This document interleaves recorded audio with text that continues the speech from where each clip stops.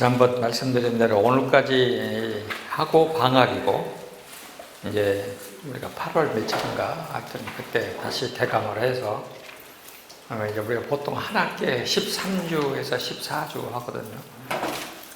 이번 학기는 아주 너무 빨리 쭉 달려와 갖고 제가 월요일 날 하고 화요일 날 이렇게 연속으로 하는 것이 난 할 줄 있는 줄 알았는데 이게 갈수록 힘들었어.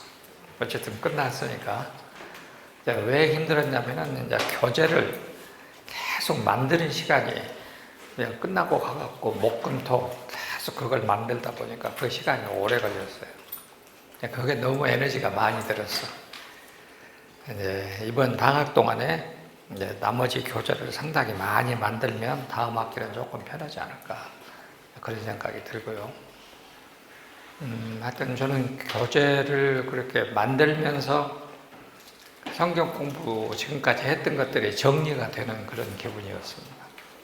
실질적으로 그렇고 많이 정리가 됐고, 그래서 오늘 교재는 이제 잘 만들고 있는데 오늘 월상 예배를 해야 돼. 월상 예배 설교하려고 그러면 여러분들은 그냥 듣는 사람은 그냥 한갑다 해도 한 3, 4일 해야 돼. 머리가 아프고.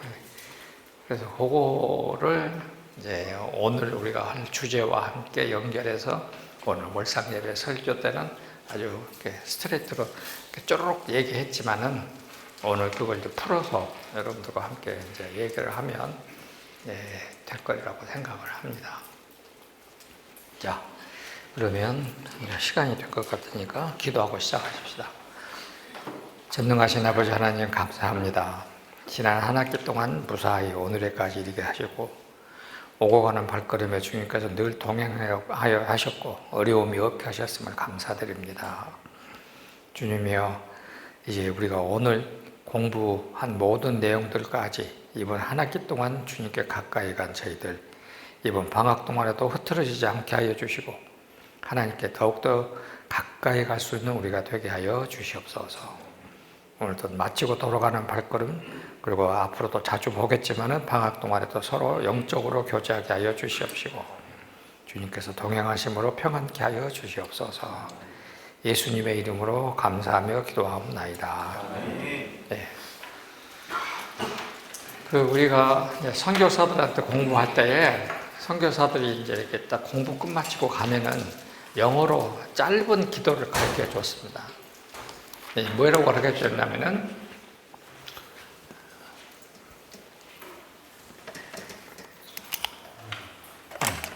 요거 내뿌려, 확실히 내뿌려야 돼.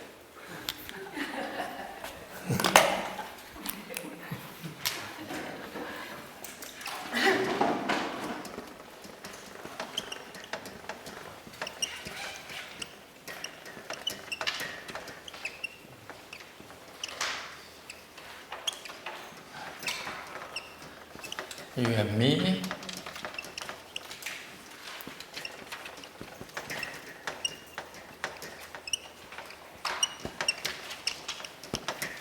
요 기도였습니다. 그러니까 우리가 absent, 우리가 떨어져서 얼굴을 못 보는 사이 기간에도 하나님이 당신과 나를 지켜주시기 바랍니다. 헤어질 때 하는 기도였습니다. May the Lord watch between you and me while we are absent. 요 기도였습니다. 이제 우리 이제 방학 동안에도 저도 이제 매주 학교에 오니까 얼굴을 보기는 보겠지만은 하여튼 하나님이 우리가 다음 가을에 만날 때까지 May the Lord watch between you and me while we are absent. 떨어져 있는 동안에 지켜주시기를 바란다는 그런 기도입니다. 그리고 이제 여러분들이 오늘도 우리가 아픈 사람 얘기가 많이 나오겠는데 그 아픈 사람들을 위한 기도도 굉장히 많이 했습니다. 근데 요거는 지난번에도 이제 우리가 다른 로마서 시간에도 말씀드렸는데 중세 도시들이 이제 콜레라가 오든지 아니면 페스트가 오면은 다들 동네를 비우고 산으로 이제 피신을 했어요. 그때 그분들이 할 수 있는 것은 뭐였냐 그러면은 기도밖에 없었어요. 그러니까 이것이 10세기, 11세기, 특별히 11세기, 그 다음에 13세기, 14세기 유럽의 패스트가 굉장히 자주 돌았습니다. 그러면은 그때 그 사람들이 이제 뭐라고 기도했느냐, 이렇게 기도했습니다.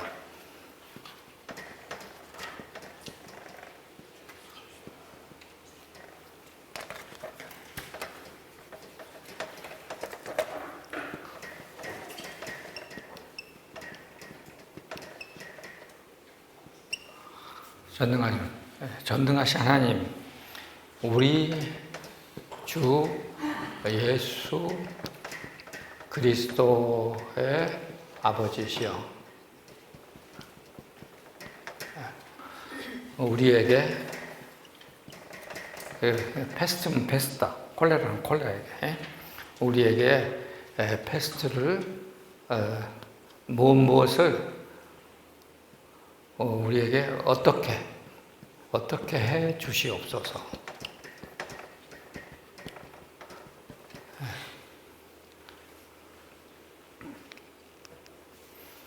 우리 주 예수 그리스도, 전능하신 하나님 우리 주 예수 그리스도의 아버지시여, 우리에게 있는 패스트를 속히 치료해 주시옵소서, 물러가게 해 주시옵소서, 이렇게 하는 기도입니다. 이 기도가 굉장히 그때부터 우리에게 전해져 오는 기도고 아주 힘이 있어가지고, 여러분들이 이제 그래서 특별 주제를 가지고 기도를 해야겠다 할 때는, 여러분들 솔직히 말해서 특별 새벽 기도 한다고 다 뭐가 기도합시다 하면은, 딱 기도하려고 하면 한 5분 하면 할 말이 없잖아요. 그때에 계속 하면 밤새도록 할 수가 있습니다. 그러니까 요거하고 주기도문하고, 그러니까 주기도문과 이것을 계속 밤새도록 반복해서 하면은 분명히 효과가 있을 겁니다.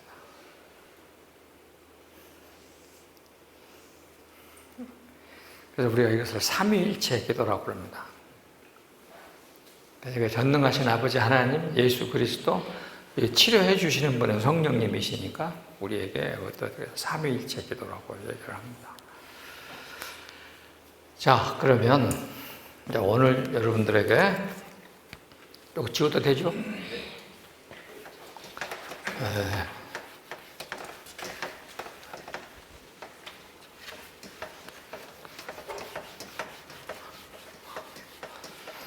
예수님의 질병 치료,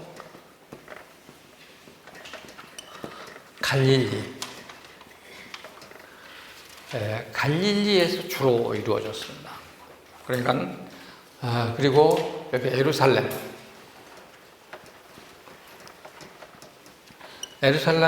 이제 요한복음 5장에서 이제 있었습니다. 그래서 이 베데스다 목가의 환자를 치료하는 일이었습니다. 여기도 누워있는 환자 있었습니다. 자, 그러면은 우리가 지난 시간에 공부했지만은 여기 38년 동안 누워있는 환자, 그리고 여기 갈릴리에서는 베드로의 장모, 이렇게 나와 있습니다. 그러면은 여기도 동시에 열병이고 누워있는 와병 환자였습니다. 그래서 요한복음은 요 기록이 없습니다. 요한복음은 요거에 없습니다. 그러니까 이거는 마태복음은 8장에가 있고, 마가복음은 1장에가 있고, 누가복음은 6장, 누가복음도 4장에가 있습니다. 이렇게 해서 다 베드로의 장모의 이야기가 써 있는데, 누가복음에서는 어떻게 말씀을 하셨냐면은 장모 옆에 가까이 가셔서 열병을 꾸짖으시고 해서 병을 낫게 했다, 이렇게 되어 있습니다. 여기는 손을 잡아 일으키시고, 여기는 손을 만지시고, 이렇게 이제 약간씩 차이가 있게 병 치료의 이제 방법이 나와 있습니다. 그러면은 누워 있는 환자, 그러면 예수님의 갈릴리의 질병 치료가 대부분이 이루어지고 여기서 온갖 유형의 병 치료가 다 이루어지는데 여기에 이제 플러스 뭐가 있냐면은 귀신 들린 자, 축귀,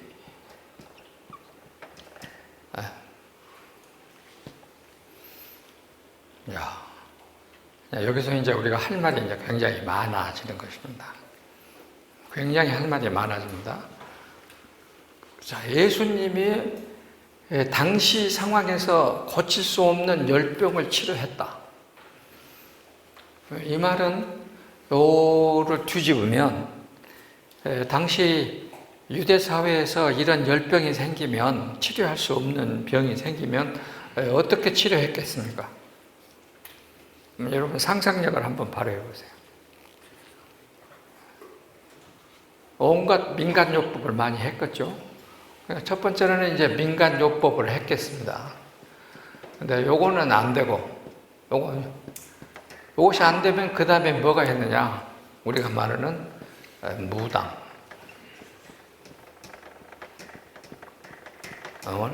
소스로. 그래서 이게 무당이 와가지고 병을 낫게 하는 그 행위, 요거를 소스러리라고 이렇게 말합니다. 소스러리, 소스러리. S-O-R.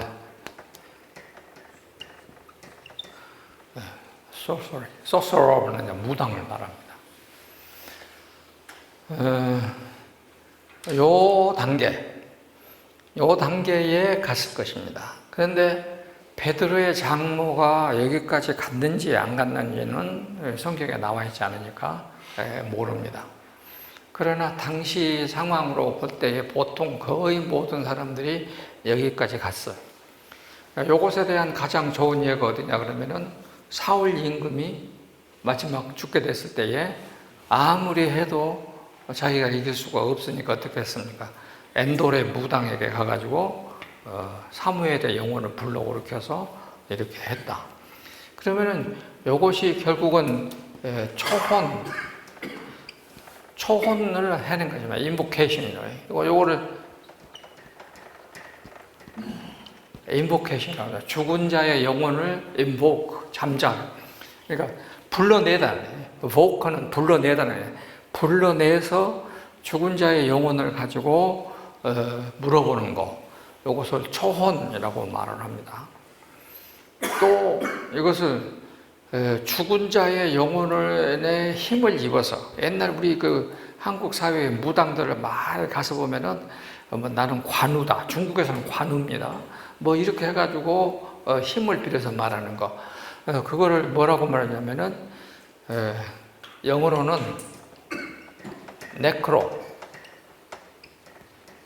네크로먼시라.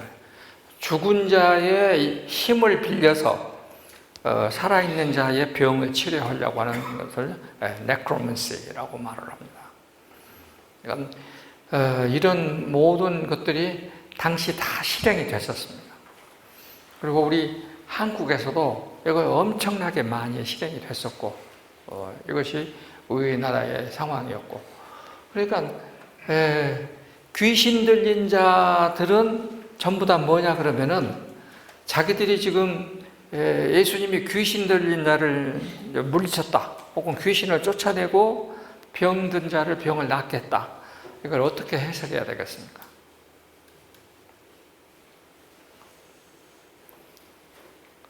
여기 귀신, 사탄, 마귀, 이게 다 같은 이름이라고 지난번에 말했습니다. 그러니까 예수님은 공생애를 맨 먼저 시작하실 때에 어떻게 했느냐, 사탄에게 시험을 받았습니다. 그래서 물리치셨습니다. 그러면은 사단은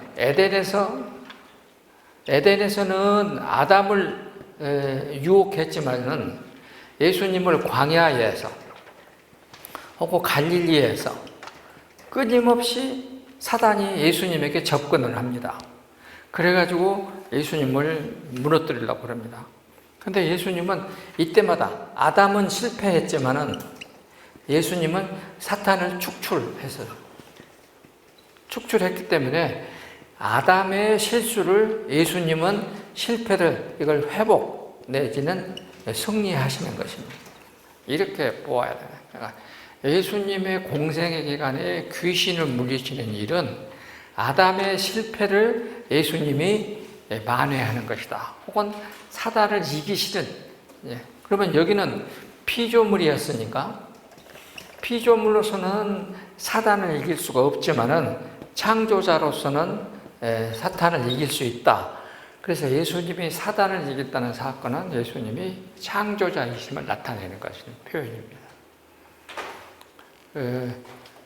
여러분들이 이제 그 성경을 읽으실 때에 그 부분을 아주 눈여기면서 두고 읽어야 됩니다. 그러니까 병 치료할 때에 귀신 들린 자에게 혹은 이 병들에게 예수님이 가셔서 말씀하시거나 혹은 만지시거나 뭐 각종 방법으로 병을 낫게 하시는데 그건 다 뭐냐?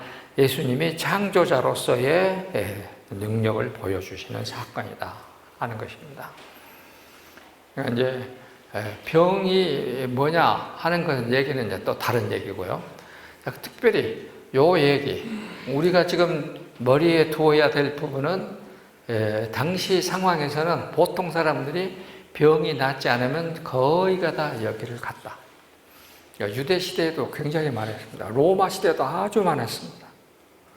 로마의 사회에서도 아주 많았습니다. 어느 시대나 어느 민족에게나 다 이것이 있었습니다. 그런데 예수님은 그걸 이제 해결해 주시는 거죠. 여기서 해결 못하는 거는 여러분들이 이제 잘 거기까지는 공부를 안 해보셨겠지만은 선교사들이 1884년에 와가지고 1890년 요때에 우리에게 뭐라고 말했냐 그러면은 이건 서재필 박사도 똑같이 얘기를 했어요. 다 선교사들 그래도 자주 나옵니다. 조선의 인구가 어떤 책에는 1200만, 1000만 이렇게 나옵니다. 보통 그때.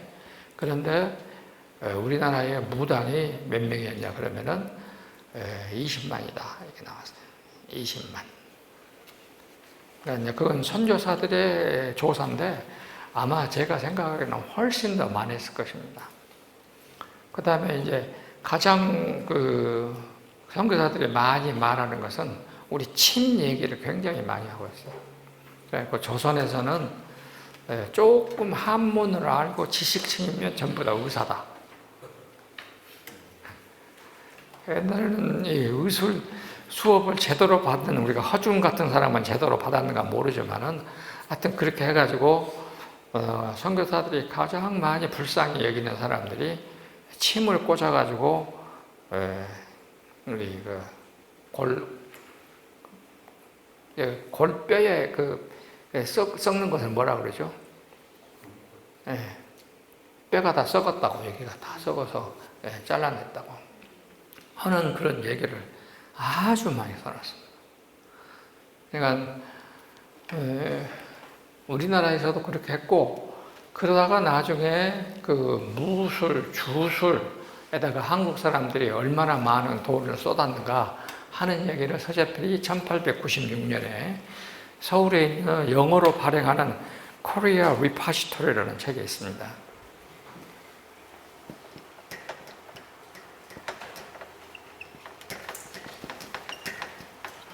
1896년 몇 호론가를 내가 기억이 안 나는데 여기에다가 이렇게 기록을 해놨어요.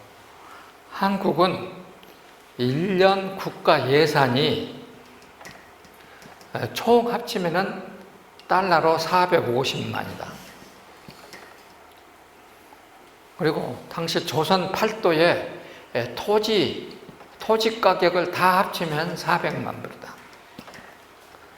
근데 그해 한 해 동안 때 무당한테 굿하고 점하고 하는 데 들어간 돈은 1200만 달러를 썼다. 이렇게 나와요.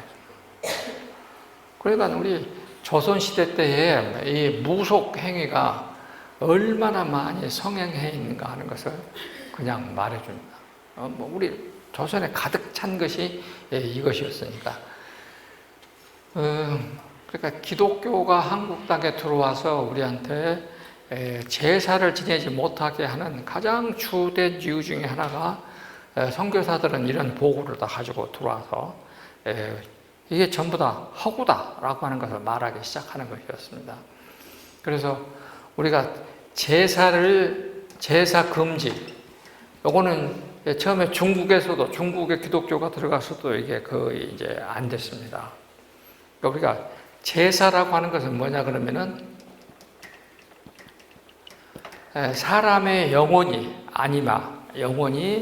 신이 되어 가지고 우리에게 후손들에게 영향을 준다라고 하는 그런 얘기 아닙니까? 그러니까 이 제사 금지는 선교사들이 철저하게 우리 한국 땅에 들어와서 못하게 막은 것 중에 하나였습니다.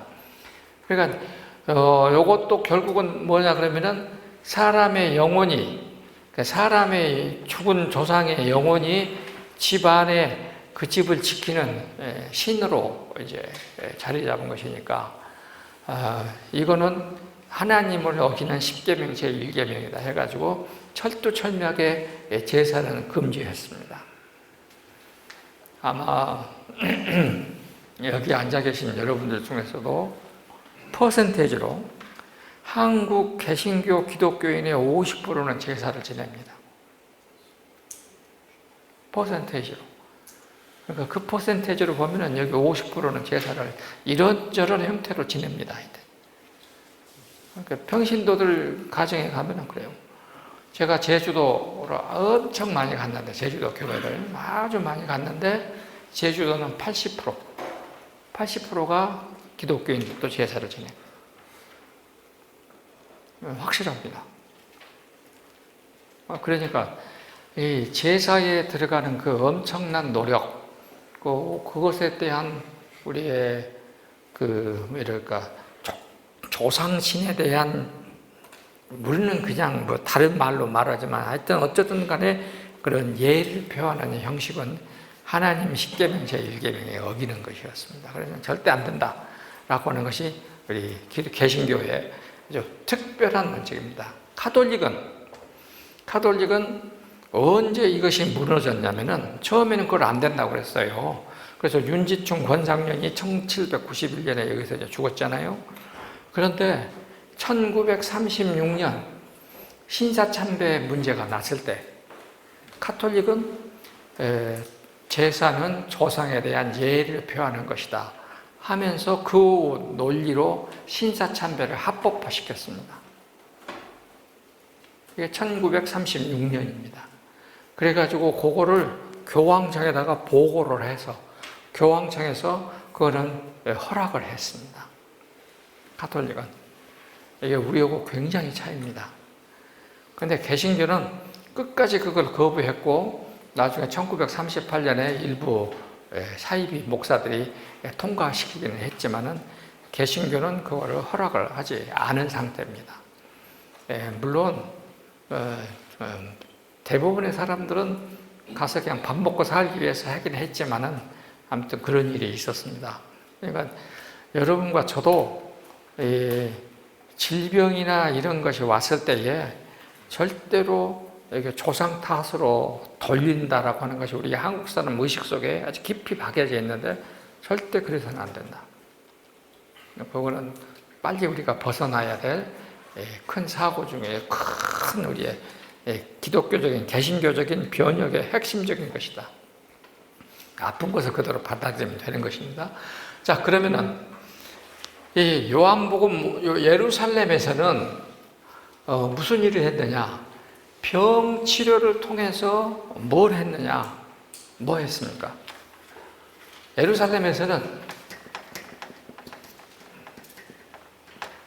유대주의자에게 예수님이 도전을 했습니다. 여기에서는 병 치료를 통해서 소위 말해서 예수님의 전도 사업 확장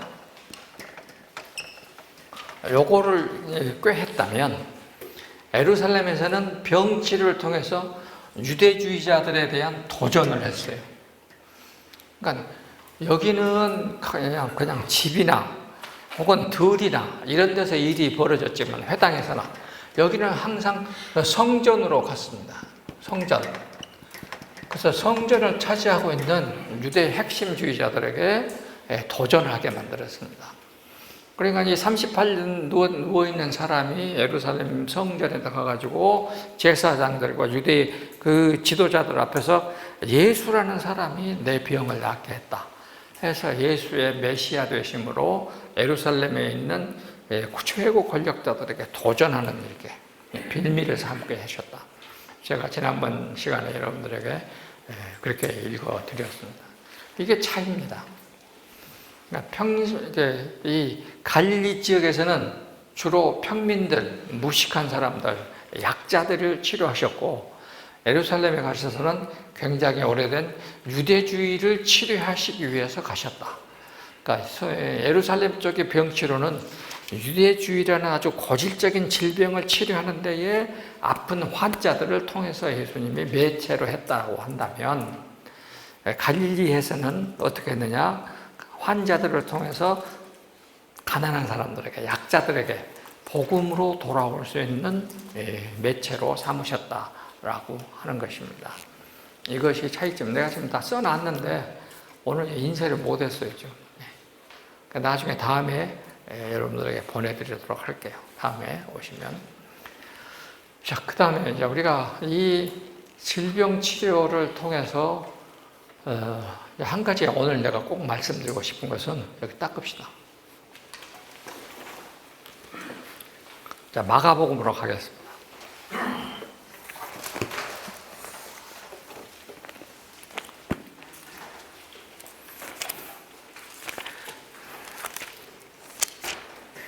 마가복음 1장 29절부터서 34절까지 합니다. 예수님이 그 앞에 마가복음 1장 21절부터서 28절까지는 가버나움 회당에서 말씀을 전하셨습니다. 그러니까 가버나움 회당에서 말씀을 전하셨음으로 인해 갖고 사람들의 입이 놀라게 했다. 여기 보면은 사람들이 입이 놀랐다 이렇게 이제 나와 있거든요. 그러니까 거기 가버나움 회당에서 사람들을 놀라게 했다 할 때에 그 놀라다는 말 단어는 에크플라소인데, 에크플라소는 입이 벌어져서 다물어지지 않게 하다 이런 뜻입니다. 가르치시면 그들이 22절에 보면은 뭇 사람이 그의 교훈에 놀라니 이렇게 되어 있잖아요. 여기 놀라니는 입이 벌어져서 다물어지지 않았다 하는 그런 놀람을 말합니다. 그리고 나서 이제 그 다음에 이제 나오는 내용입니다. 회당에서는 29절에서 회당에서 나와서 야고보와 요한과 함께 시몬과 안드레의 집에 들어가시니 그랬습니다. 자, 오늘은 시몬, 요한의 아들 시몬에서 베드로로 바뀌는 과정을 말한 겁니다. 이게 쉽지가 않습니다. 자, 그러면은 거기 예수님 장모의 눈으로 이제 병을 낫게 하시고 거기 1장 33절에 해질 때에 방문을 열었더니 온 동네가 그 문 앞에 모였더라. 특별히 그 구절이 제가 눈여겨보는 구절입니다. 자, 여러분에게 이제 오늘 설교로 이렇게 요약을 했지만은 이 설교를 요약하느라고 하여튼 엄청나게 많은 걸 공부했으니까 그 얘기를 이제 하겠습니다. 자, 베드로가 예수님을 만난 장소는 어디입니까? 지금 공부한 거 다 기억하셔야 돼, 이제. 시험 봅니다. 어디서 만났습니까? 요단강 건너 베다니에서. 요단강 건너 베다니에서 만났습니다. 예수님이 세례 받으러 가셨을 때에 예수님이 세례 받았던 그 장소에서 베드로가 예수님을 만났습니다. 그러면은 베드로도 거기 세례 요한의 세례터에 왔다는 말은 아마 베드로의 동생 안드레가 누구였습니까? 세례 요한의 제자였습니다. 그러니까 틀림없이 베드로도 세례 요한의 제자였을 가능성이 많습니다. 세례 요한의 추종자. 그러면은 그 다음에 나오는 야고보와 요한, 세베대의 두 아들도 틀림없이 그쪽 사람이었을 것입니다. 그렇다면 무슨 얘기냐 그러면은 베드로는 안드레나 야고보와 요한은 결혼했단 말이 안 나오는데 지금 베드로는 결혼해서 장모가 있고 자식들이 있고 하는 굉장히 대가입니다. 여기 항상 배경 설명입니다. 당시 유대인의 가족 구조는 사위가 장모님 그 다음에 자기 시갓집 식구들과 같이 한꺼번에 한 집에 모여 살았습니다. 큰 집입니다. 그리고 여러분들이 이제 보면은 예수님이 누가복음 11장에 보면은 지금 잠자려고 방에 누웠는데 친구가 와서 막 문을 두드리면서 요청을 하죠. 나에게 손님이 왔는데 먹을 것이 없으니까 남은 거 있으면 빨리 주라. 그러니까는 우리 다 잠자리에 누웠는데 어떻게 일어나야. 그러니까 계속 두드리니까 일어나가지고 간청함을 위해서 내가 어쩔 수 없이 준다. 이렇게 나오거든요. 거기에 그 간청하다 하는 이 단어의 뜻이 뭐냐면은 염치불구하고 하는 뜻입니다. 누가복음 11장에 구하라, 두드리라, 구하라, 찾으라, 두드리라 하는 그 말이 다 그런 뜻입니다. 근데 거기 간청하다는 말은 뭐냐면 염치 빼고, 염치는 몰수하고 이런 뜻입니다.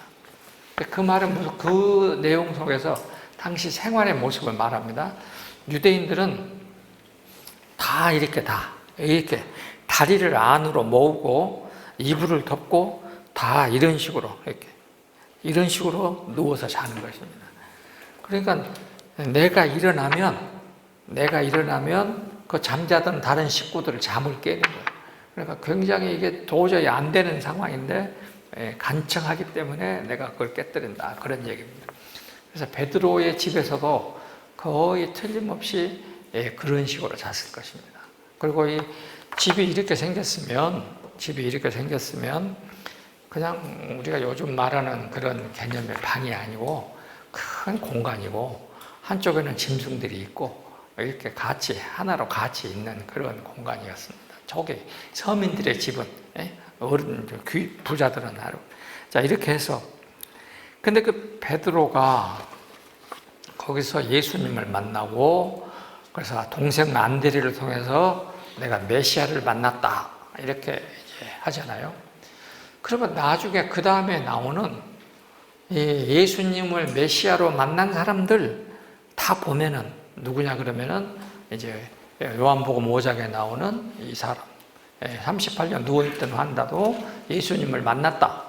예수님이라는 말을 하면서 그 사람은 메시아다 이렇게 말을 하잖아요. 이런 과정을 보면 예수님은 자기 입으로 내가 메시아다라고 인정을 안 씁니다. 딱 누구에만 인정하느냐? 수가성 우물가 여인에게만 말을 합니다. 그리고 나머지 사람들에게는 그렇게 말을 하지 않습니다. 그러니까 우리가 이것을 이제 신학적 개념으로 상당히 많은 말이 오고 가지만은 왜 예수님이 그냥 속 시원하게 탁 터놓고 내가 메시아다 이렇게 말을 안 했을까 하는 겁니다. 여러분들은 성경 읽으시면서 그 질문이 없었습니까? 믿음이 다 좋아. 그러니까 있는 그대로 읽으니까 그냥 질문이 안 생기는 거야. 근데 지금 가버나움 회당에서도 귀신이 당신은 하나님의 거룩한 자입니다. 메시아입니다 하고 떠들어대니까 입 다물라고 또 그러잖아요. 그거 왜 그랬을까 하는 것입니다. 곰곰이 생각해 보면 지금 그 사건들은 예수님의 공생의 초기의 사건들입니다. 그러면 예수님이 공생의 초기의 사건들이 쭉쭉쭉쭉쭉쭉 해가지고 예루살렘에서 십자가를 져야 그때 메시아가 드러나. 그러면 이때 가서 비로소 메시아가 되시는 거예요. 그러면 미리 예수님이 메시아로 드러나 버리면 어떤 일이 있겠습니까? 공공 세력들이 와서 예수님을 붙들어 가가지고 요 예루살렘에 가서 십자가에 죽는 일을 방해할 수가 있다는 것입니다. 지장이 될 수가 있어. 그러니까 요 시간이 될 때까지는 예수님이 그걸 잠잠하게 시키는 것입니다. 그래서 많은 신학자들은 여러 가지 해석을 하는데 그런 것은 여러분들은 이제 신경 쓰지 말고 그렇게 하시는 것이 가장 좋습니다. 자, 어쨌든 간에 베드로가 그 6명의 초기 제자들과 함께 처음에 베다니에서 쭉 와가지고 나사렛에 있는 예수님의 집으로 갔습니다. 그러면 다시 한번 생각해 보세요. 갑자기 어디서 아들이 나가갖고 창정 6을 데리고 와갖고 거기서 같이 한꺼번에 한 집에서 먹고 살아. 그러면 예수님 집에도 동생들이 한 7, 8명 있는데 보통 일이 아니었을 거예요. 그러다가 데리고 가나에 가갖고 물을 포도주로 바꾸었어. 이 사건은 예수님의 의도적인 사건입니다. 제자들에게 예수님이 지금 너네들을 이렇게 내가 바꾸겠다라고 하는 신호요. 너네들이 이렇게 바꿔줘야 한다. 제자들에게 말하는 것입니다. 너네들 이렇게 바꿔줘야 한다. 그러고 나서 쭉 가가지고 갈릴리 일대를 돌아다니면서 전도하고 다시 나사렛으로 왔는데 사도행 누가복음 4장에 보면은 예수님이 죽게 생겼어요. 그러니까 어머니가 해가지고 가버나움으로 이사를 갔습니다. 자, 그럼 가버나움은 베드로의 고향, 베드로가 와서 가버나움은 지금 베드로의 거주지입니다. 베드로의 본래 고향은 어디냐면 벳세다예요. 그러면 여기 이렇게 호수가 있다면 가버나움은 여기가 있고 벳세다는 여기가 있습니다. 이렇게 배를 타고 가야 돼. 이렇게 여기가 가려면. 그러니까 여기 있는 이 사람이 지금 여기 와서 삽니다. 여러분들은 그냥 그것을 그냥 읽겠지만 그냥 읽으면 안 되는 겁니다. 당시 유대 사회는 거의 일촌, 자자 일촌이야. 한 집안 식구들이 모여 삽니다. 그러니까 외지인이 일로 와서 산다 하는 것은 동네 사람들로부터 항상 이 사람들은 외지인이야. 베드로는 여기서 지금 외지인으로 지내는 것입니다. 아무리 거기서 해도. 그러나 지난번에 말씀드린 대로 가버나움은 항구였기 때문에, 어촌이었기 때문에 그래도 개방적이에요. 그래서 개방적 도시에 가가지고 지금 예수님이 이제 거주를 하시는 것입니다. 그러니까 자연히 그것은 조금 허용이 됐어요. 자, 그러면은 이 가버나움에 예수님이 이주를 하셨습니다. 근데 베드로는 처음부터서 내가 가만히 보니까 우리가 많은 학자들이 베드로를 뭘로 보느냐? 예수님, 유대 나라의 독립을 위해서 열심히 애쓰는 열심당파의 사람이었다고 이렇게 얘기를 합니다. 여러분들이 지금까지 제가 열심당파 얘기를 했습니다. 열심당파는 항상 단검, 몸에 지니고 다니는 사람들입니다. 시카리라고 하는 사람을 죽이는 칼을 여기다 꽂고 다녀요. 그래서 매국노를 만나면은, 그러니까 성경에 보면은 베드로가 겟세마네 동산에서 있을 때에 제사장의 하인이 왔을 때 귀를 잘랐잖아요. 그러면 그 칼이 어디서 나와? 베드로의 몸에는 항상 그걸 지니고 다녔다는 것입니다. 그러니까 베드로도 그랬고 지금 그 야고보의 동생, 거기 야고보인가? 세리 마태의 동생 야고보, 작은 야고보도 열심당파에 속한 사람이었을 것이다. 이렇게 생각을 합니다. 그러니까 예수님한테 칼이 필요하면 더 가져올까요? 그러니까 필요 없다 그러잖아요. 그러고선 지금 그 작은 야고보가 칼을 몸에 지니고 다녔다는 것을 의미하는 것입니다. 아무튼 이렇게 해서 베드로는 열심당파에 속한 사람이었고, 열심당파는 뭐 하는 사람들이었냐? 나라를 독립시켜서 로마에다가 새 나라를 건설하고, 그리고 로마 모든 사람들에게, 로마에 협력했던 모든 사람들에게 종말을 구하고, 소위 말하는 신천신지 새 나라를 건설하려는 애국주의자들의 그룹이 열심당파 사람들이었습니다. 그러니까 베드로가 지금 그 소수 무리 가운데에 그래도 이제 장이요. 저희가 장이었고, 이 생각이 베드로에게서 전혀 없어지지 않았습니다. 자, 그러면은 예수님은 왜 베드로를 픽업했을까? 왜 베드로를 픽업했을까 하는 겁니다. 제가 최근에 들어서 다시 정리를 한 것이 뭐냐면, 우리가 지금 로마서, 그 다음에 고린도전서, 후서, 그 다음에 갈라디아서, 에베소 다 누가 썼습니까? 사도 바울이 썼습니다. 그런데 로마서에 오기 직전까지 사도행전 12장에서 16장까지 중심은 누구냐면 마태, 마가, 누가, 요한, 사도행전 절반까지는 누구가 주인공입니까? 베드로요. 그러니까 사복음서는 거의 베드로입니다. 다 베드로예요. 그런데 이제 로마서로 건너오면 사도행전 중간 이후로부터서는 베드로는 사라지고 바울이 등장을 합니다. 그래서 가만히 보니까 이렇게 되는구나. 성경을 읽으실 때 제가 방금 말씀드린 요것을 딱 생각하면 그냥 쉽게 읽어질 겁니다. 자, 그러면은 베드로는 지금 자기 중심 사람이야. 베드로는 지금 나.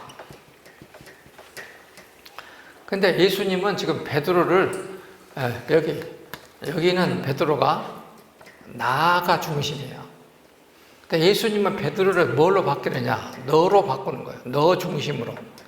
그러니까 너는 예수님이야. 그래서 나 중심의 베드로에서 예수님 중심, 당신으로 이걸 바꿔내는 것입니다. 요거가 지금 이 베드로가 말하는 사복음서에 나와 있는 전체 이야기의 핵심이에요. 사복음서는 베드로가 고기 잡는 어부에서 예수님의 제자로 바꾸는 것이다. 요한의 아들 시몬에서 베드로로 바뀌는 것이다. 중요한 얘기입니다. 지금 여러분들도 지금 마음속에 여러분들이 가지고 있는 나라고 하는 자아가 있어. 그러면 그걸 뭐라고 말할 수 있느냐? 봐요. 요한의 아들 시몬입니다. 아직까지는. 근데 그 요한의 아들 시몬이 뭘로 바뀌어야 되느냐? 예수님의 제자 베드로. 교회의 주춧돌이 되는 베드로로 바뀌는 것입니다. 자, 베드로는 헬라 말로는 우리가 지금 요르단에 가면은 그 옛날에 누굽니까? 그 영화 찍은 거 있잖아요. 페트라.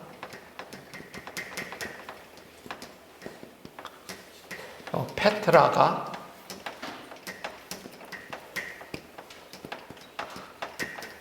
같아. 페트라, 바위,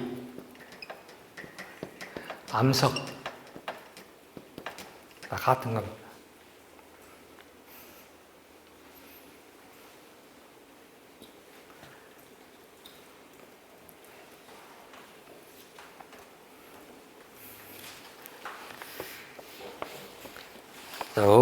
고기 잡던 어부에서 베드로는 뭘로 바뀌느냐? 예수님의 제자로 바뀌는 것입니다. 그래서 오늘 설교했던 내용들은 간간히 한마디씩 있었는데, 가만히 보면은, 그거 빼고. 자, 그러면은, 베드로가 지금 그 과정을 거쳐서, 가버나움 회당에 갔습니다. 그러면 가버나움 회당에는 가버나움에 살고 있는 사람들이 다 모입니다. 그러면 그 예배 때에 예수님이 나타나셔가지고 설교를 했는데 사람들이 입이 벌어지지 않게 놀랐어요. 나중에 귀신을 쫓아냈습니다. 그러니까 베드로는 얼른 언뜻 자기 장모 생각이 났겠죠. 그래가지고 속으로 저 양반이 우리 집에 가셔갖고 장모님 한번 만져주면 좋겠는데 생각을 왜 안 했을까요? 했겠지. 근데 예수님이 그것을 짐작을 하셨던지 베드로야 말도 없이 그냥 예수님이 베드로 집으로 가셨어요. 자, 여러분들 한번 성경을 읽으신다면 이걸 찾아보세요. 예수님이 집을 방문한 사람이 몇 명인가 찾아보세요. 성경에서 예수님이 집을 방문한 사람, 제1번이 베드로의 집입니다. 성경에 기록된 대로 한다면 제1번으로 방문한 사람의 집이 베드로의 집입니다. 그러면은 베드로의 집을 방문했다는 건 뭐를 의미하냐면은, 여러분들이 이제 삭개오의 이야기도 집을 방문하잖아요. 세리 마태의 집도 방문하잖아요. 나중에 나병 환자 바리새인의 집에도 방문하시고, 그 다음에 이제 누구의 집도 가십니까? 병든 나사로의 집에도 가시잖아요. 성경에 예수님이 공생의 3년 동안에, 그 기간 동안에 누구의 집에 가셨다라고 하는 사람들의 숫자가 그렇게 많지 않습니다. 숫자가 안 많아. 그래서 찾아내야 돼. 한 7, 8명에 불과합니다. 7, 8명. 그러면 당시 유대인들은, 내가 우리 이 학생은 우리 집에 내가 손님으로 모시잖아요. 손님으로 모셨습니다. 손님으로, 그러면 손님으로 모시면 나는 어떻게 해야 됩니까? 우리 집에서 가장 좋은 방에다 모셔야 돼. 가장 좋은, 소위 말해서 이부자리로 모셔야 돼. 그때 당시 유대인들은 전부 다 이렇게 앉잖아요. 다 앉으니까 가장 좋은 자리에 갖다 모시고 가장 좋은 자리에 모셔야 돼. 가장 우리는 먹고 싶어도 못 먹고 애껴도 또 가장 맛있는 걸 대접해야 돼. 그것도 며칠간, 3일간. 최소한 3일간. 그리고 집에서 이제 다음 장소로 옮길 때까지 3일 동안 필요한 여비를 내가 드려야 돼. 그리고 신변 안전을 내가 보장해 줘야 돼. 이것이 손님으로 맞이한다는 얘기입니다. 그러니까 유대인들 집에 내가 손님으로 간다는 것은 엄청나게 축복된 일이고 힘든 일이고, 이렇게 두 가지가 다 들어있습니다. 근데 예수님이 베드로의 집을 가셨어. 그러니까 베드로는 당연히 예수님과 그 제자들을 그렇게 극진하게 대접을 해야 돼.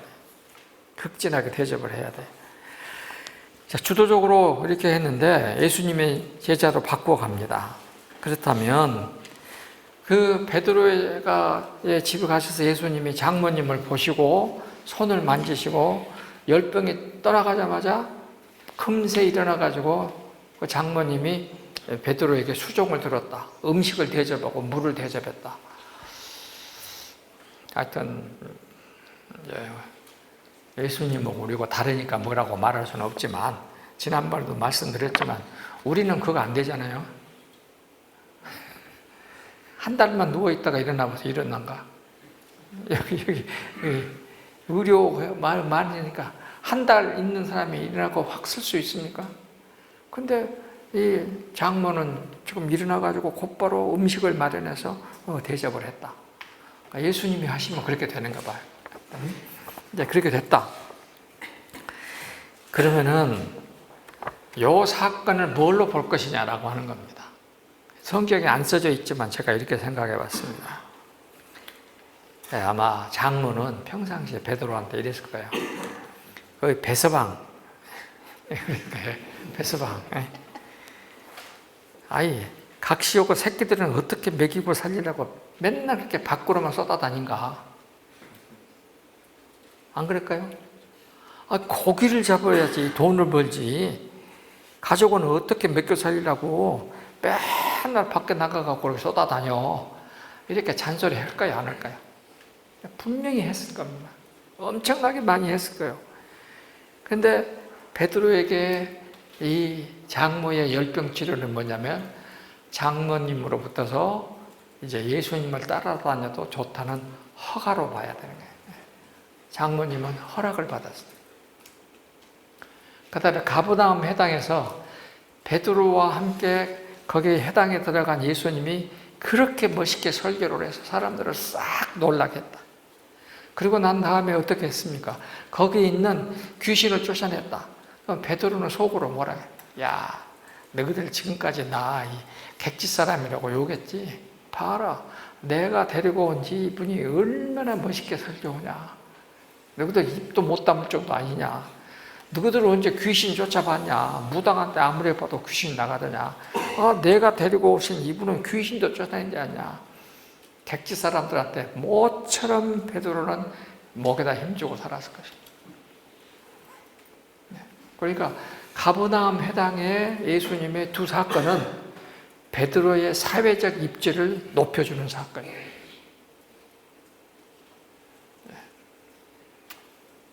제가 말한 대로 한번 잘 정리를 해보세요. 그런 의미가 있습니다. 지금 아주 중요한 의미야. 근데 왜 그랬을까? 베드로는 아직까지도 예수님을 그런 눈에서 보고 있어. 아직까지도 자기는 여기 있는 열심당파의 눈으로 예수님을 보고 있어요. 그래서 베드로는 속으로 이 양반이 좀 코를 좀 높여줬으면 좋겠는데 했는데 가버나움 회당에서 딱 해준 거야.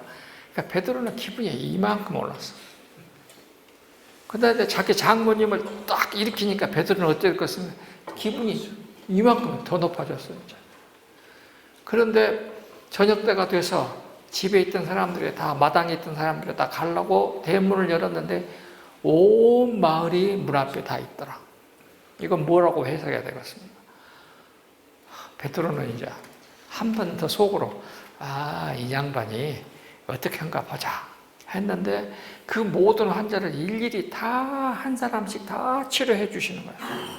그 귀신 들린 사람을 다 낫게 해준 거야. 그러니까 베드로는 진짜로 이제 옳지, 내가 진짜로 잘 골랐다. 내가 세례 요한에서 예수로 내가 주인을 바꾼 것이 진짜로 잘했다. 이 사람이야말로 틀림없이 예루살렘에 가서 한 큰일 할 사람이다. 이렇게 확신을 가진 사건이었습니다. 이렇게 보면은 베드로한테 욕되는 것입니까? 베드로는 지금 아직까지 그런 사람입니다. 그러면 이것은 우리에게 뭐든 얘기냐? 초기 한국 개신교 개종자들 가운데에 이런 사람들이 많았습니다. 초기 개신교 개종자들 중에 아주 하층민들은 그냥 예수 믿으면 복 받으니까 그가 아니고 절대 선교사들은 예수 믿고 복 받는다는 말 안 했습니다. 절대로 그래 안 했습니다. 선교사들은 뭐라고 했느냐? 철저하게 교육을 시켰는데 그 하층민들이 바꿔지는 모습을 보고 자기들이 무시했던 그 종들이 유식한 사람으로 바뀌는 것 보고 지식층들이 교회로 들어오기 시작을 했습니다. 이것이 1900년도부터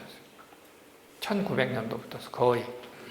그러니까 우리가 1884년에 개신교가 돌아왔는데 한 5, 6년 동안 한국의 지식층들은 선교사들이 하는 행동과 변화를 지켜보다가 세상이 바뀌는 곳이나 라고 하는 것은 확실한 것을 알고 많은 사람들이 들어오기 시작했습니다.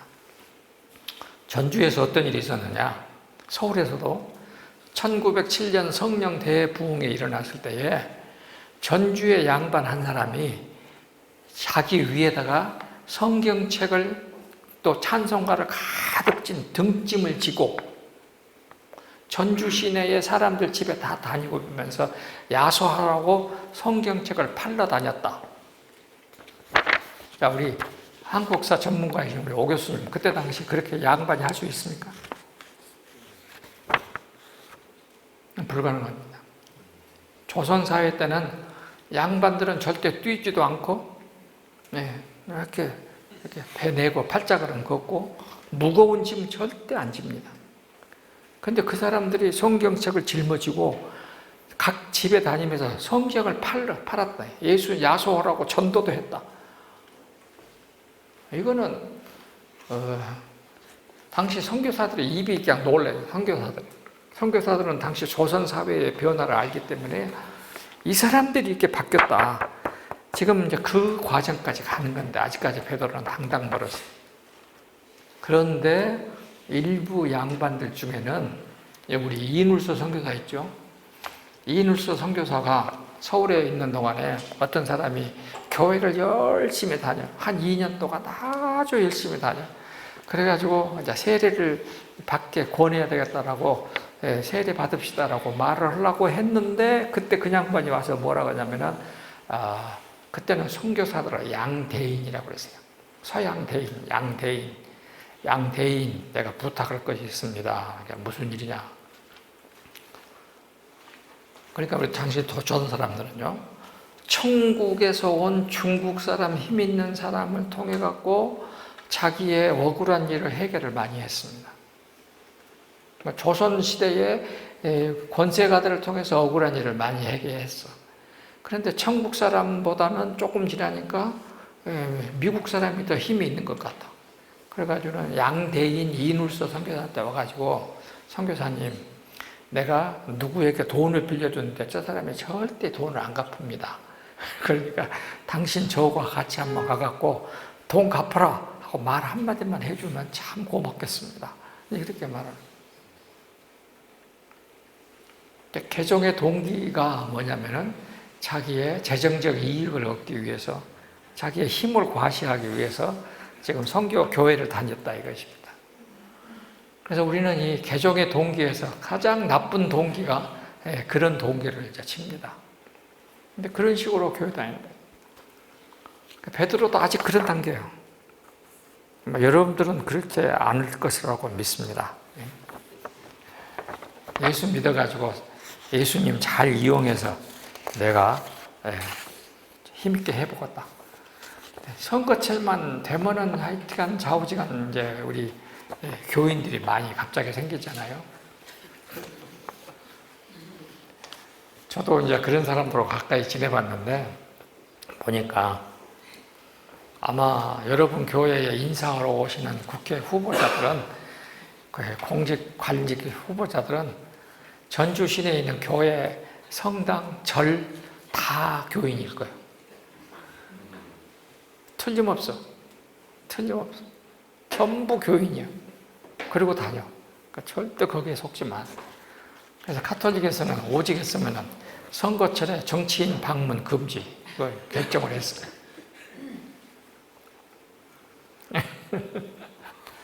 그런데 더 재밌는 건 우리 교인이 출마하면 어떻게 됩니까?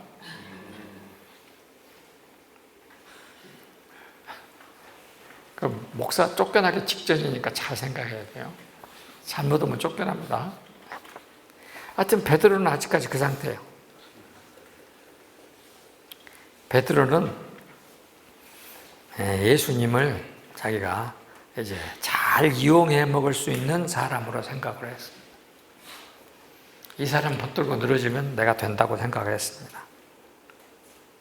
근데 베드로가 가장 힘있게 놀라운 사건은 뭐였을까? 나는 생각해보면 베드로의 일생에서 가장 기분 좋을 때가 언제였을까? 일단 장모님의 열병 치료했어요. 그 후로 예수님은 베드로를 데리고 어디로 갔습니까? 벳세다에 가시죠. 여기 벳세다에 가가지고 5병 2여, 7병 2여,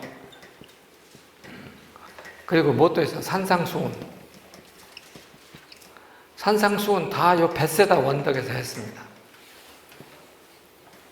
이때에 특별히 요때 나는 생각해 봤어요. 물고기 2마리, 떡 5개로 예수님이 탁 들고 탁 기도하고 베드로 오라 해갖고, 야, 떡 바구니 해봐. 그러면 예수님이 그놈을 가지고 이렇게 딱 한꺼번에 5,000명이 먹을 만큼 만들었을까요? 아니면 티밥 튀기듯이? 어떻게 됐을까? 예수님이 일일이 하나씩 띄었을까, 손으로? 아니, 나 잘 모르겠어.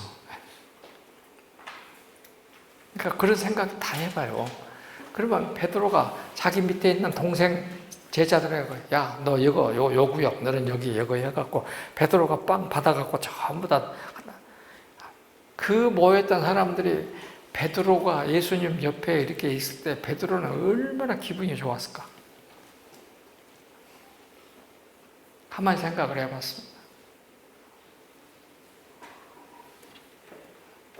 제가 한번 선교사들하고 같이 살다가 한 선교사 딸이 왔어요. 근데 완전히 금발이에요. 근데 나하고 같이 광주 시내 구경 한번 가라 그러더라고. 그래갖고 내 나이 또래의 그 젊은 여학생 오고 광주 충장로를 지나가는데 좌우지가 난리가 났어요. 난리가 났어요. 70년 되니까.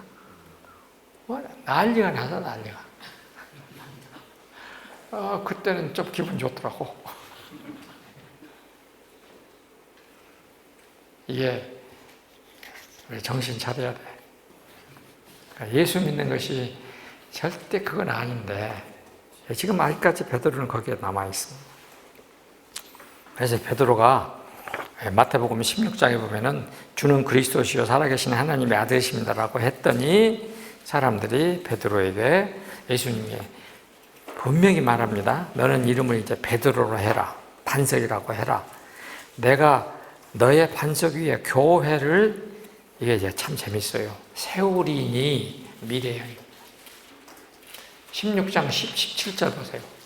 내가 너의 반석 위에, 마태복음 16장 17절.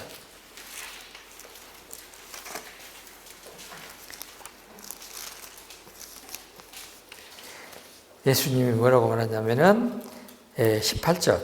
또 내게 이르시되 베드로라 내가 이 반석 위에 내 교회를 세우리니. 그 다음에 19절. 천국 열쇠를 너에게 주리니. 이게 다 헬라어 미래형입니다. 그러니까 예수님한테 금세 그렇게 큰 칭찬을 들었는데 그 베드로의 반석 위에 교회가 세워지는 것은 미래형이에요. 아직도 멀었어.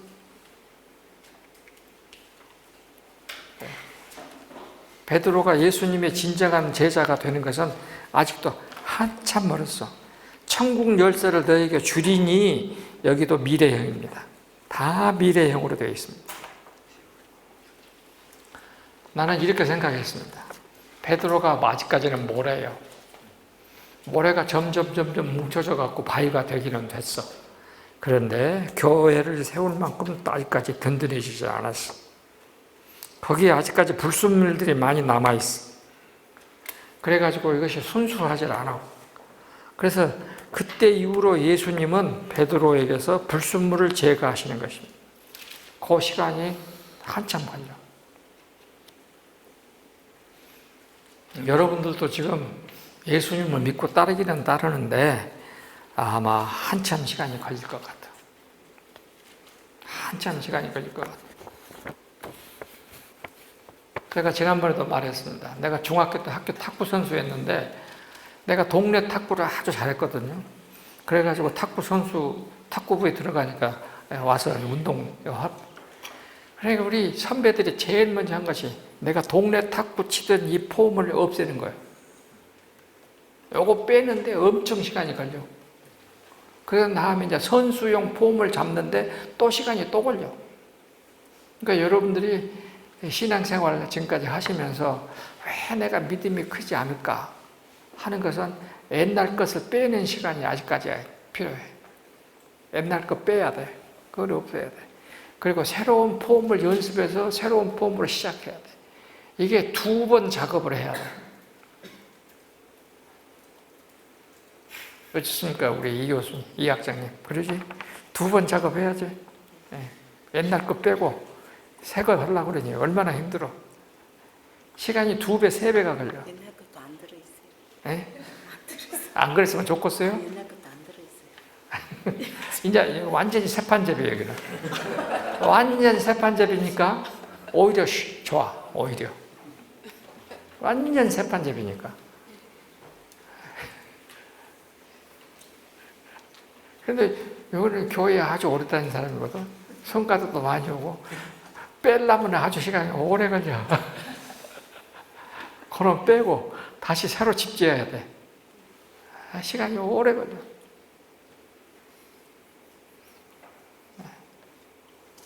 오히려 새판잡이를 하는 것이 제일 좋아. 오래 걸립니다. 하여튼 이것을 해내려면 예수님이 여러분을 성령으로. 근데 베드로는 무너지는 것입니다. 팍 무너져. 내가 오늘 설교할 때 굉장히 강조했던 것이 이거야. 베드로가 지금 예수님 쭉 따라다녔어. 그러면 예루살렘의 성전에 입성할 때에 호산나 주의 이름으로 오시니 하면서 막 사람들이 할 때 베드로는 속이 찢어졌을 거야. 그러면 그렇지. 틀림없다. 딱 했는데 예수님이 조금 지나니까 붙들려가. 뭔 일이요? 그래서 나중에 재판받아. 나중에 십자가 그냥 가슴이 철렁철렁 내려갔을 거야. 근데 끝까지 십자가에서 죽어버려요. 그때까지만 해도 좋아. 근데 무덤에 들어갔는데 두 여자가 가서 보고 와갖고 뭐라 그러냐면은 빈 무덤이더라. 저도 옛날에는 여러분도 아마 부활절 설교 많이 들으셨는데 빈 무덤이 예수님에 대한 증거다. 그랬으면은 베드로가 예루살렘에 있어야지. 부활의 증거면. 근데 베드로가 왜 갈릴리로 도망가? 이거 생각을 다 뒤집어 보세요. 두 여자가 가서 무덤이 예수님의 시신이 없더라 했던 이 말은 뭐냐면은 베드로에게는 나는 그거 생각을 많이 해서 왜 베드로가 빈 무덤을 확인하고 와갖고 그 다음에 갈릴리로 고기 잡으러 갔을까?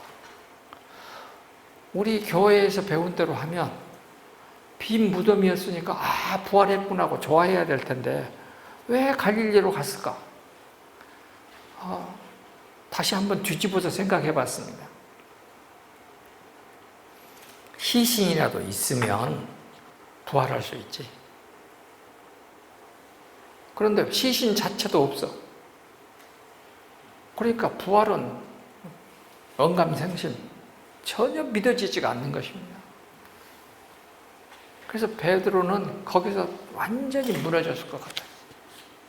나는 이렇게 생각했어요. 참 베드로가 동생들 모아놓고 야, 내가 참 우리가 속았다. 나 같은 놈이, 나 같은 갈릴리 촌놈이 예루살렘에서 새 나라를 건설하겠다는 꿈을 꾼 것이 미쳤지. 우리가 시작부터 잘못이야. 송충이는 솔나무에 살아야지 무슨 예루살렘이야. 미쳤지. 동생들 내가 자네들 다 들쑤셔가지고 여기까지 따라오게 했는데 미안하다. 내가 잘못했으니까 우리 다시 내가 여기다 일본말을 써놔서 우리 나와버리는 갈릴리인데 뭔 예루살렘이요. 아마 베드로가 분명히 그렇게 말했을 것 같아. 이제 틀렸다. 그러니까 베드로가 예수님이 부활하셔갖고 나타나셔갖고 옆구리에다 손을 넣어보고 이렇게 했는데 베드로는 그 전혀 믿어지지가 않았어요. 전혀 안 믿어졌어요. 나는 그것이 정상이라고 생각합니다. 여기 계신 여러분들도 베드로의 상황이었다면, 나도 그 상황이었다면 그 부활하신 그 무덤을 보고 절대 내가 빈 무덤을 보고 믿지 않았을 것 같다. 베드로처럼. 근데 베드로는 언제 바뀌기 시작하느냐? 바위로 굳어지기 시작하느냐? 갈릴리에서 고기 잡은 그날, 요한복음에 나오죠. 얘들아, 물고기 잡은 거 있으면 가져와라. 같이 밥 먹자. 해서 밥을 먹고 그때 베드로가 비로소 예수님이 살아나셨다 하는 것을 실감했을 것 같아요. 그때. 그리고 예루살렘에 오셨는데 여러분과 제가 한 가지 알아야 될 것은 이런 내용입니다. 여러분, 그 패션 오브 크라이스트라는 영화 봤죠? 그거 인터넷에 많이 돌아다닙니다. 많이 봐요. 근데 거기 보면 짐 카피젤 주인공. 짐 카피젤이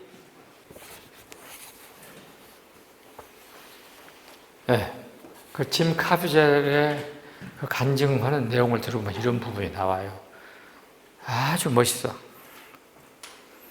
무슨 얘기를 하냐면 자기가 해야 할 일을 하지 않고 하고 싶은 일을 하는 자에게는 자유가 없다.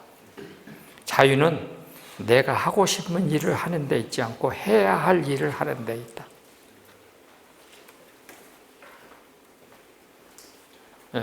우리가 이 학교에서 여러분이나 저가 지금 현재 이 모든 일을 하고 있는데 내가 하고 싶은 일이 있고 해야 할 일이 있습니다.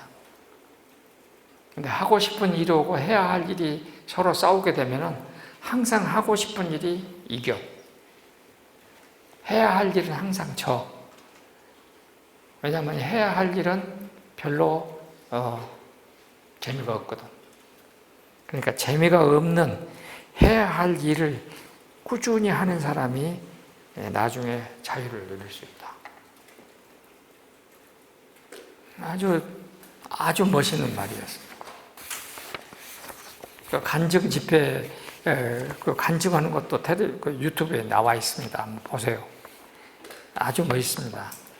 그래서 여러분과 저도 앞으로 어떻게 다시 이 일을 해내야 될지를 못하지만은 저는 어렸을 때 그렇게 예수님 만나고 책상 앞에 딱 써놓은 성경 구절이 하나 있습니다.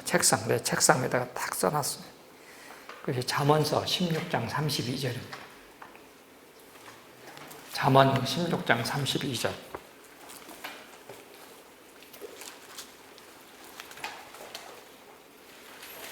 야, 노하기를 더디하는 자는 용사보다 낫고 자기의 마음을 다스리는 자는 성을 빼앗는 자보다 나으니라. 오케이. 노하기를 더디하는 자는 용사보다 낫고 자기 마음을 다스리는 자는 성을 빼앗는 자보다 나으니라. 저는 이 책상 위에다가 이 말씀을 써놓고 지금도 계속 가장 좋아하는 말씀 중에 하나가 이것입니다. 끝까지 제 마음을 다스리게 하는 이 말씀, 이건 절대 잊지 않습니다.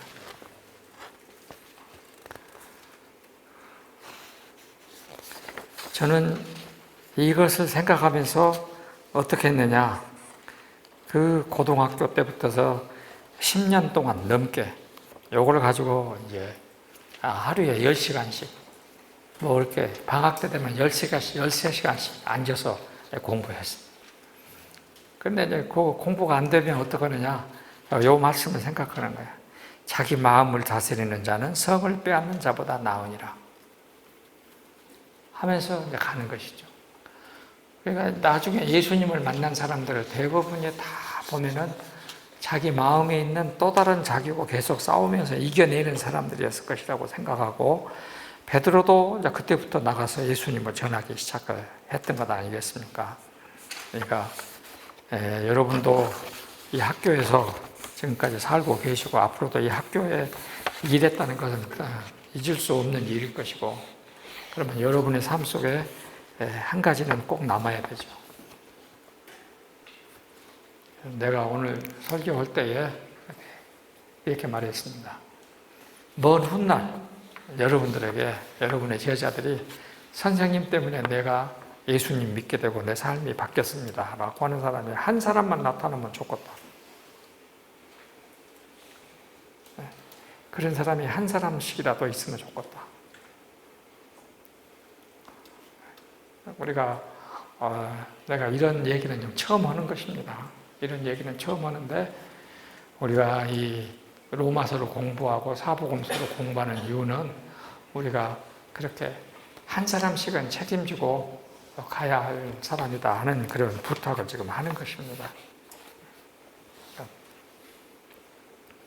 그런 사람 한 사람씩은 꼭 여러분들이 만드시기를 바랍니다. 우리 동생 얘기를 하고 마칠게요. 우리 집에 아들 8, 딸 하나요. 우리 막둥이 동생이 아주 골치 아팠어요. 네, 막둥이가 엄청 골치 아팠어요. 그래가지고는 걔는 고등학교만 졸업하고 대학도 안 갔어. 우리 형제간들은 다 대학 다 나왔는데 걔는 안 갔어.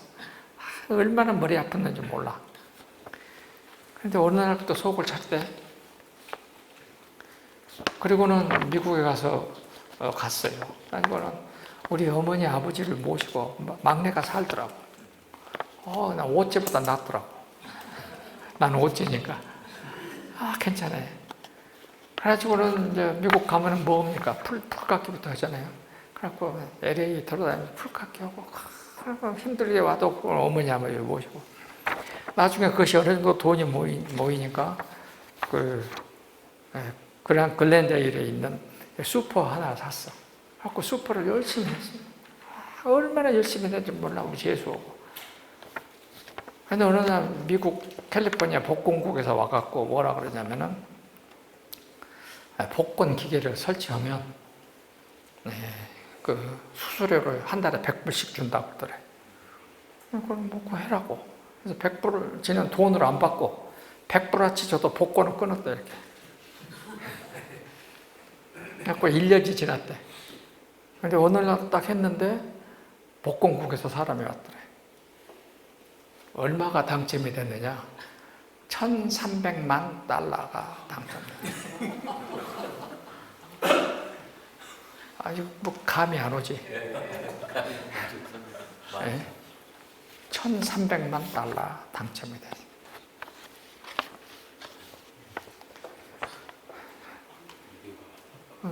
계산 저렇게 빨리 해보세요. 1,300만 달러. 50억. 그때 돈으로도 200억이 되더라고요. 200억. 지금부터 한 30년 전이니까.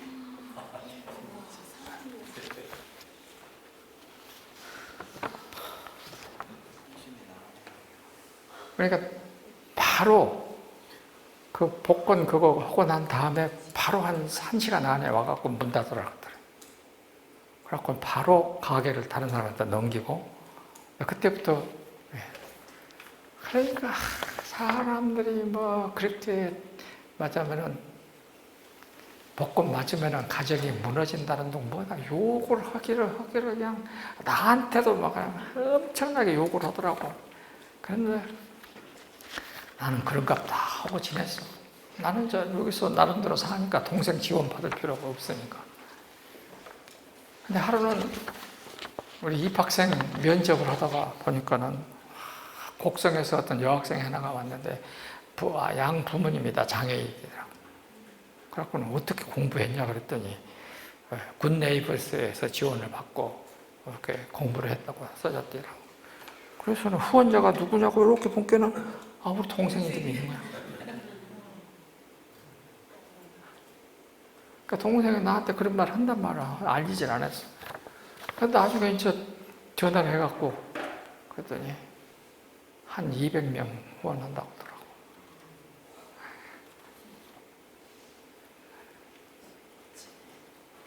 그러니까 골치는 제일 아프게 했는데 제일 예수님 믿는 행동을 많이 했어요.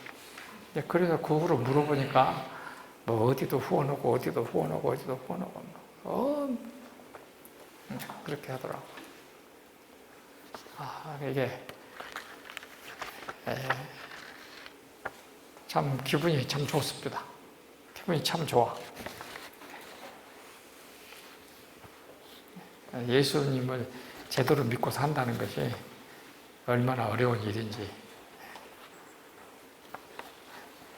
아무튼 여러분들도 저도 이제 시몬의 아들, 요한의 아들 시몬에서 예수님의 제자 베드로가 되어져 가고 있고 되어져야 하고, 그래서 온 집안 자기 집 앞에 가득 메운 동네 사람들 앞에서 목에 힘주고 살지 말고 그래서 조용히 가서 십자가 지고 가는 사람 돼야 돼.